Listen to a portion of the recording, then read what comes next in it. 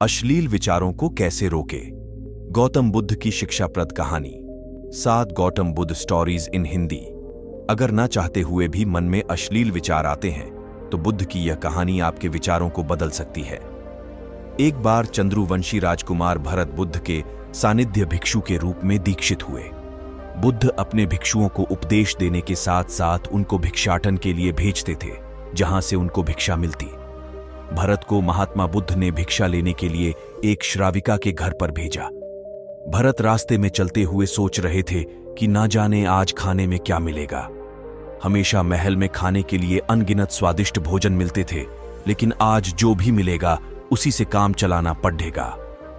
भरत ने श्राविका के घर पर जाकर भिक्षा के लिए याचना की। श्राविका ने भरत को बैठने के लिए कहा। श्राविका जब अंदर गई थी तो भरत अपने प्रिय भोजन के बारे में सोच रहे थे। जब श्राविका भोजन लेकर आई तो भरत अचंभित रह गए। भरत अपने प्रिय भोजन को देखकर खुश हो गए। भरत भिक्षा ग्रहण करने लगे। भिक्षा ग्रहण करते हुए भरत सोचने लगे कि उनको हमेशा खाने के बाद कुछ विश्राम करने की आदत है, लेकिन आज उन्हें यहां से खाना ग्रहण करने के बाद धूप से होकर वापस आश्रम पहुंचना है। भोजन हो जाने पर श्राविका ने भरत को कुछ समय विश्राम करने के लिए आग्रह किया। भरत खुश हो गए। सारी इच्छाओं की पूर्ति होते देख भरत इसको एक संयोग मानकर कुछ देर के लिए लेट गए। लेटते हुए भरत सोचने लगे कि आज तो सोने को मिल गया, लेकिन मेरे सर पर हमेशा के लिए छत का साया तो मिट गया है। जब भरत सोकर उठे तो श्राविका ने कहा कि आपको जब तक यहां पर रहना है आप यहां पर ठहर सकते हैं। अब भरत समझ गए कि यह कोई संयोग नहीं है, श्राविका जरूर मेरा मन परह रही है। भरत खड़े हुए। भरत ने श्राविका से पूछा, मुझे क्षमा कीजिए, पर क्या आप मेरा मन परह सकती हैं? आप ये सब कैसे कर लेती हैं? श्राविका ने कहा, शुरू में मेरे लिए ये कठिन था, लेकिन मैंने खुद के विचारों को देखना शुरू किया। शुरू में मेरे विचारों की संख्या अनगिनत थी, पर मैंने अपना पूरा ध्यान उन विचारों पर केंद्रित किया। मैंने बिना पक्ष विपक्ष के अपने विचारों को देखना जारी रखा। धीरे धीरे मेरे विचारों की संख्या कम होती गई।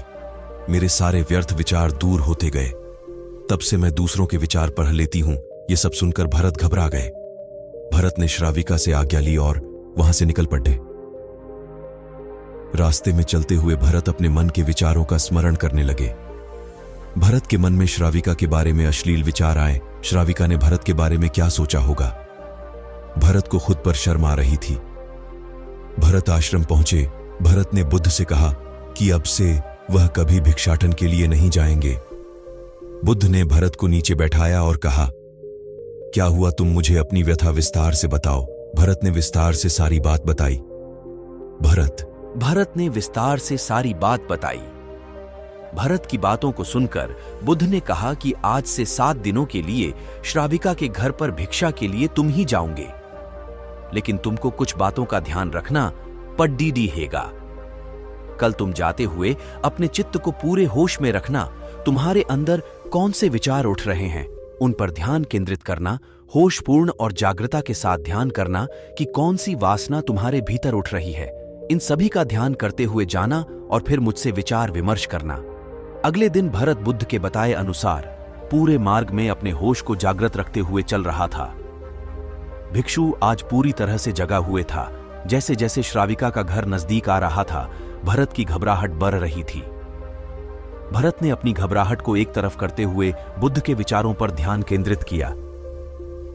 जब भरत श्राविका के घर पर पहुंचा तो उसके दिमाग में केवल एक सन्नाटा था, जिसके भीतर कोई वासना नहीं, कोई कामना नहीं, ना कुछ अच्छा पाने की इच्छा थी।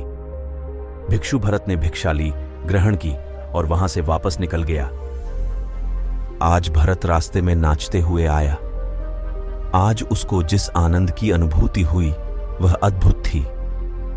आज से पहले इस आनंद को उसने कभी महसूस नहीं किया।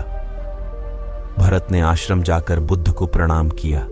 दोस्तों, अश्लील विचारों से मुक्ति की कहानी गौतम बुद्ध की शिक्षाप्रद कहानियों में से एक है, जो हमें अश्लील विचारों से कैसे बचा जा सकता है। कहानी के माध्यम से हमें यह सीखने को मिलता है कि मन को नियंत्रित करने के लिए हमें अपने विचारों पर ध्यान केंद्रित करना चाहिए। भरत बुद्ध के शिष्य भिक्षा के दौरान अपने मन को वश में करने का संकल्प करता है। उसके मन में अश्लील विचार आते हैं, लेकिन उसने बुद्ध की शिक्षा का अनुसरण करते हुए उन विचारों को नियंत्रित किया। भरत को एक श्राविका के घर भिक्षा के लिए भेजा जाता है और उसे अपने मन की परीक्षा करने का अवसर मिलता है। उसके मन में उठने वाले अश्लील विचारों को नियंत्रित करते हुए उसे विचार विमर्श करने की आदत डालने का संकल्प होता है। श्राविका की सहायता से भरत अपने मन को वश में करने में सफल होता है। उसे यह अनुभूति होती है कि अश्लील विचारों से मुक्ति प्राप्त करने का रास्ता संभव है। बुद्ध भरत को उसकी साधना पर प्रशंसा करते हैं और उसे ध्यान करने का सीधा मार्ग दिखाते हैं।